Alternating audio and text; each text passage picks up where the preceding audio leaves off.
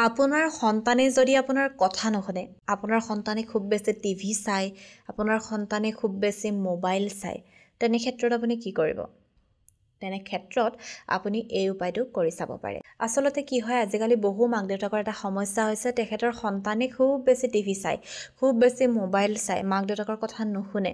এই ক্ষেত্ৰত কিছুমান মাক দেউতাকৰো ভূমিকা আছে নিশ্চয়, কিন্তু আপোনালোকে বিচাৰিছে এতিয়া সন্তানে টিভি চোৱা এৰাব লাগে, মোবাইল চোৱা এৰাব লাগে, আপোনালোকে বহুত চেষ্টা কৰিছে, পাৰা নাই। এনে ক্ষেত্ৰত এই উপায়টো কৰি চাব পাৰে। যদি বিশ্বাস আছে কৰি চাব, ভিডিঅ'টো শেষলৈকে চাব।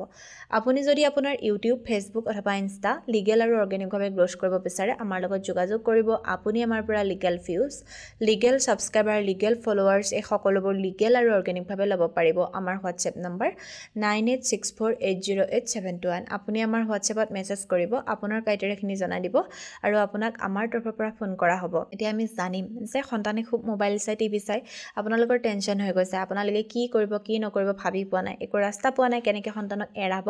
তেনে ক্ষেত্ৰত উপায়টো কৰি চাব। আপুনি এগছি মাটি চাকি ল'ব, তাত আপুনি সৰিয়হ ল'ব, অকণমান কপোৰ ল'ব, লং ল'ব।